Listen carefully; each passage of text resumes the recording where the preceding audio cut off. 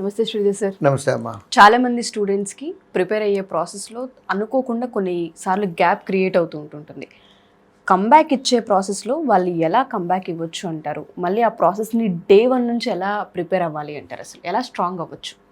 యాక్చువల్గా అమ్మా ఈ ప్రాబ్లమ్ చాలా ఎక్కువ మంది పిల్లలకు వస్తూ ఉంటుంది. అది రకరకాల కారణాలు. ఒకటి సైకలాజికల్ అవ్వచ్చు, ఇంకోటి ఫైనాన్షియల్ అవ్వచ్చు. రెగ్యులర్గా చూస్తూ ఉంటాము. బాగా మంచి మార్కులు వస్తున్నాయి అనుకునే టైంలో ఇంటికి వెళ్ళిపోవటం. There may be so many reasons. మళ్ళీ మనసుకు కష్టం వేసి మళ్ళీ గబగబా 2-3 నెలల తర్వాత రావడం ఇట్లా జరుగుతూ ఉంటుంది. వీళ్ళకి కంబ్యాక్కి ప్రాసెస్ ఏంటంటే అమ్మ, నిజంగా అసలు బ్యాక్ స్టెప్ కూడా పడకుండా ఉండాలి అంటే మన ప్రాసెస్ని పిల్లలు కనుక మన స్టూడెంట్స్ వాడుకుంటే బ్యాక్ స్టెప్ ఈ కంబ్యాక్ అనేది కూడా అవసరం లేకుండా కూడా చేయొచ్చు. ఎట్లా అంటే ఇంటి దగ్గర ఉంటున్నారు, ఆన్లైన్ ప్లాట్ఫామ్ ఉంది మనదే, పిల్లలందరికీ దాంట్లో మాక్ టెస్ట్లు అన్నీ రెగ్యులర్గా ఉంటున్నాయి. ప్రతి ఇంటి దగ్గర కూర్చొని ఇవాళ ప్రతి స్టూడెంట్ దగ్గర మొబైల్ ఉంది, 2 GB రీఛార్జ్ ఉంది, ఇంటర్నెట్కి ప్రాబ్లం లేదు, మొబైల్ ఫోన్. ఏదన్నా మొబైల్ లేదు అంటే 1% 2% ఉన్నారేమో, కానీ most of the students mobile కంపల్సరీగా ఉంది. చక్కగా మొబైల్లో ఎగ్జామ్ రాయటం, ఇంటి దగ్గరే ఉండి ఎక్స్ప్లెనేషన్ లేకపోతే ప్రాబ్లం ఏమి లేదు, కానీ కనీసం ఆ టెస్టులు రాస్తూ ఉన్నారనుకోండి అమ్మా, ప్రాబ్లమ్ అగ్రివేట్ అవ్వకుండా ఉంటుంది. లేదు అసలు అది కూడా కుదరలేదండి అనుకుందాము, ఒక 4 months గ్యాప్ వచ్చింది. దాన్ని మనల్ని మనం మెజర్ చేసుకోవాలి. ఎలా మెజర్ చేసుకోవాలి? రాగానే అయిపోయి ఈ 4 months 5 months గ్యాప్ తర్వాత మళ్ళీ ఇన్స్టిట్యూషన్కి వచ్చి రీస్టార్ట్ వెళ్ళి ల్యాబ్లో కూర్చొని మాక్ టెస్ట్ రాసేయాలి. ఎక్కడున్నాము అనేది తెలుసుకోవాలి. Where I am. కొంత లాగింగ్ వస్తుందమ్మా, కానీ ఒకటి బ్యూటీ ఏంటంటే స్పీడ్ తగ్గుతుంది కానీ సబ్జెక్ట్ ఎక్కడికి పోదమ్మా, గుర్తుంటుంది. ఎస్, స్పీడ్ ఎంత తగ్గింది అనేది జాగ్రత్తగా చెక్ చేసుకొని రిపీటెడ్గా మాక్ టెస్ట్లు, అంటే మనం ఎగ్జామ్స్లో రీ ఎగ్జామ్ అనేది కూడా ఇస్తాము. ఎంత ఎక్కువ ప్రాక్టీస్ చేస్తే అంటే ఆ 4 నెలల దాన్ని, మళ్ళీ చెప్తున్నాను, సబ్జెక్ట్ పోదమ్మా. మా మీద మాకు నమ్మకం ఉంది. మేము టీచ్ చేసిన సబ్జెక్టు మర్చిపోవటం అనే పాయింట్ లేదు. అందుట్లో సిలబస్లు కూడా చాలా లిమిటెడ్ సిలబస్లు.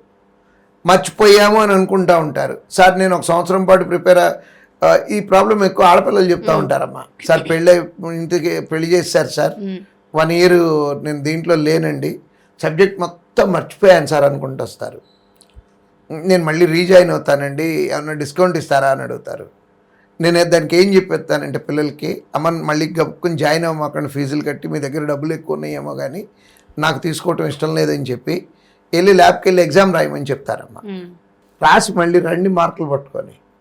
అప్పుడు వచ్చి పిల్లలు, సార్ మర్చిపోయాను అనుకున్నాను కానీ సబ్జెక్టు చాలా వరకు గుర్తుంది సార్, స్పీడ్ రావట్లేదు నాకు అంతే అంటారు. రోజు కూర్చొని ఆ మిస్ అయిపోయిన టెస్టులు, అంటే ఆ సంవత్సరం నుంచి వాళ్ళు రాయిన టెస్టులన్నీ మేమేమి డిలీట్ చేయమమ్మా. వాళ్ళ అకౌంట్లో, పిల్లల అకౌంట్లో అట్లానే ఉంటాయి టెస్టులు. ఎస్.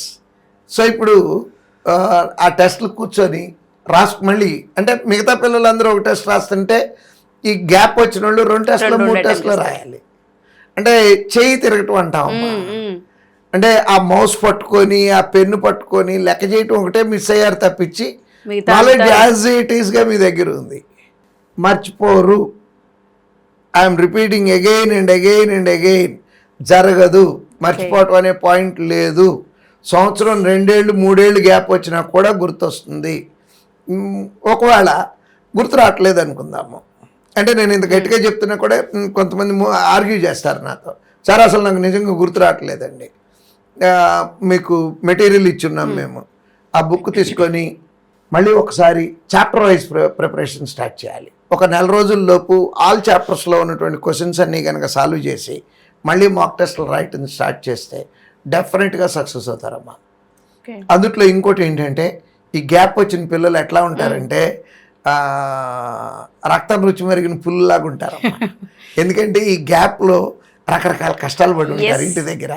ఆ కష్టాల్లో నుంచి ఏమైనా సరే బయటికి రావాలనే కసి తాపన ఉంటుంది. దాంతో నిజంగా ఇట్లాంటి కేసులు ఎన్నో చూస్తూ ఉంటాము. 1 2 కాదు, రెగ్యులర్గా చూస్తూ ఉంటాము. సబ్జెక్ట్ గుర్తు తెచ్చుకోవటానికి మాక్ టెస్టులు రాయటం, గుర్తు రావట్లేదు అనుకుంటే మెటీరియల్ తీసుకొని ఒకసారి చేసి మళ్ళీ మాక్ టెస్ట్ రాయటం, ఇంతే అమ్మ, ఇంక వేరే సొల్యూషన్ ఏం లేదు. ఎస్. సో ఎవరైనా సరే ఈ వీడియో కనుక చూస్తూ ఉంటే మాకు గ్యాప్ వచ్చింది, అన్ఎక్స్పెక్టెడ్గా ఇంట్లో పెళ్లి చేశారు, లేదు అంటే ప్రెగ్నెన్సీ, లేదు అంటే ఇంకేవో కారణాలు ఉంటూ ఉంటాయి పర్సనల్వి, వాళ్ళందరూ కూడా ఒకసారి ఈ ఎపిసోడ్ రిపీటెడ్గా 2-3 టైమ్స్ చూడండి. చాలా పాయింట్స్ మీకు అర్థమవుతుంటుంటాయి. రీస్టార్ట్ చేసే ప్రాసెస్లో ఎలా స్టార్ట్ చేయాలి, ఏ విధంగా ప్రాక్టీస్ చేయాలి, ఎలా రీడ్ చేయాలి అన్న పాయింట్ చాలా క్లియర్గా సార్ ఎక్స్ప్లెయిన్ చేశారు. Thank you sir. Thank you so much.